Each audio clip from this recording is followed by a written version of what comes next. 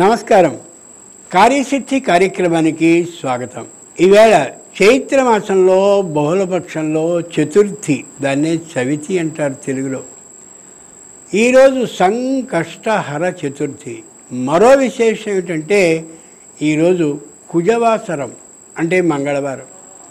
కు అంటే భూమి, జ అంటే పుట్టేవాడు అని అర్థం. ఆ కుజ గ్రహం చాలా శక్తివంతంగా ఉండేటటువంటి రోజు ఈరోజు. కుజో మనస్తాపకారక అని చెప్తుంది జ్యోతిషం. కాబట్టి అనుకోకుండా మనస్తాపాన్ని కలిగించేటటువంటి ఏ కుజుడు చాలా బలంగా ఉంటాడో అటువంటి బలంగా ఉండే కుజ గ్రహం చేత పీడింపబడే అవకాశం ఉన్నటువంటి రోజు. అటువంటి కుజుణ్ణి కానీ ప్రార్థించినట్టయితే అంతటి బాధ నుండి తప్పుకోగలిగిన రోజు కూడా ఈరోజు. ఈరోజు వినాయకుడిని ఆరాధించవలసినటువంటి రోజు, ముఖ్యంగా బహుళ చతుర్థి కాబట్టి సంకష్టహర చతుర్థి అని పేరు దానికి పెట్టారు. అంచేత చక్కనైనటువంటి వినాయకుని రూపాన్ని కళ్ళలో ధ్యానించుకుంటూ ఉండండి. వినాయకుని యొక్క చవితి అంటే మనం అనుకునే భాద్రపద శుద్ధ చతుర్థి ఏదైతే వినాయక చవితి అంటున్నామో అది కానీ మంగళవారం నాడు వచ్చినట్టయితే మరింత గొప్పగా చెప్తారు. ఏ వినాయకుడు కన్యా రాశికి చెందినవాడో, హస్త నక్షత్రానికి చెందినవాడో, బుధ గ్రహంకి లోబడి ఉండేవాడో ఆ బుధుడికి సంబంధించిన బుధవారం వచ్చినా కూడా ఈ రెండు రోజుల్ని చాలా గొప్పగా చెప్తారు. ఈరోజు మంగళవారం వినాయకునికి ప్రీతికరమైనటువంటి రోజు. అంతేకాక సంకష్టహర చతుర్థి అయినటువంటి రోజు కూడా. కాబట్టి వినాయకునికి ప్రీతికరమైనటువంటి మోదకాలు అంటే ఉండ్రాళ్ళని ఆయనకి నైవేద్యం చేయాలి. వినాయకుని సంఖ్య 32. 30 అంటే 30, ద్వి అంటే 2, ద్వి 30 కలిపితే వ్యాకరణ సూత్రం ప్రకారం 32 అవుతుంది. కాబట్టి 32 ఉండ్రాళ్ళని పెట్టాలి అని మామూలుగా నియమం. అబో మేమందరం సంస్థల్లో పనిచేసేవాళ్ళం, ఉద్యోగాలకి వెళ్ళేవాళ్ళం, వృత్తి చేస్తూ ఉండేవాళ్ళం, వ్యాపారంలో నిమగ్నం అయ్యేవాళ్ళం, మేమిన్ని పెట్టలేము అని కానీ మీరంటే అది ఖచ్చితంగా నిజం, అనుమానమే లేదు. అంచేత వినాయకునికి ప్రీతికరమైనటువంటి ఉండ్రాళ్ళని వినాయకుని సంఖ్య 4, 8, 16, 32 కాబట్టి 4 ఉండ్రాళ్ళని వినాయకునికి పెట్టండి. అబ్బో ఇంతంత ఉండ్రాళ్ళు చెయ్యాలి అంటే మళ్ళీ చాలా పని కదా. వినాయకుడు ఆలోచించేది ఒకటే, నేను అనుగ్రహించడం కోసమని మీరు ఆ ప్రయత్నాన్ని చేస్తే చాలని అనుకునేవాడే తప్ప నా బొజ్జ నిండుగా ఉండ్రాళ్ళు ఎన్ని కావాలో అన్ని పెడితేనే నీకు కార్యాన్ని సిద్ధింపచేస్తాను అనడు భగవంతుడు.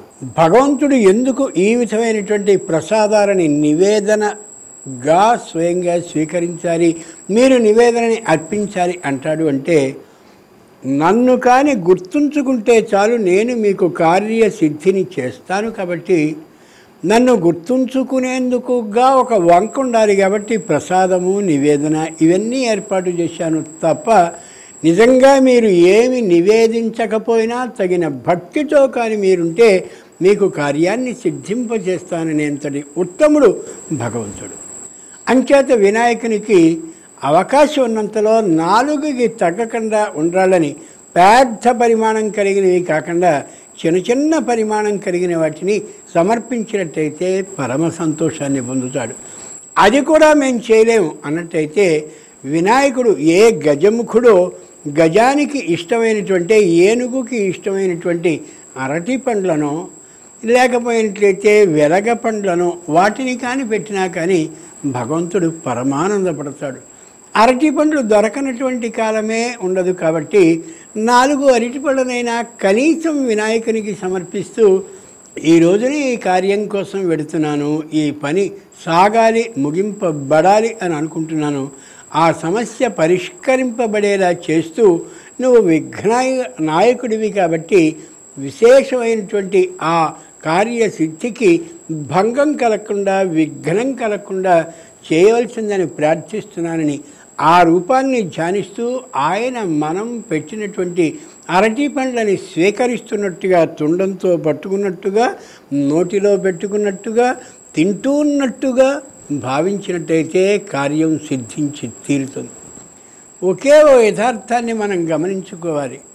మన పిల్లలే విదేశాల్లో కానీ ఉన్నట్టయితే వాళ్ళకి ఇష్టమైనటువంటి ఏదో కూరో పప్పో మరోటో తీపి పదార్థాన్నో మనం తింటూ ఉంటే ఒక క్షణం ఏం చేస్తాం, మా వాడు అది బాగా ఇష్టంగా ఇలా తినేవాడు, మా పిల్ల ఇదిగో ఇది బాగా ఇష్టంగా ఇలా తింటూ ఉండేది అని ఎలా అయితే వాళ్ళని ఒకసారి స్మరించుకుంటామో, వాళ్ళక్కడి నుంచి మాట్లాడేటప్పుడు నిన్ను తలుచుకున్నామే అని ఎలా అనుకుంటామో, దానికి వాళ్ళు ఎలా ఆనందపడతారో దానికి మనం కూడా ఎంత సంతోషిస్తామో, అదే తీరుగా భగవంతుడు కూడా మనం పెట్టినటువంటి ఉండ్రాళ్లను, అరటి పండ్లను, వెలగి పండ్లను స్వయంగా ఆయన స్వీకరిస్తున్న భావనతో కానీ మనం ఆ వినాయక ధ్యానాన్ని ఈ రోజున సంకష్టహర చతుర్థి అయినటువంటి రోజున భావించినట్టయితే ఆయన సంప్రీతుడై అనుగ్రహాన్ని మనకి ప్రసాదిస్తాడు,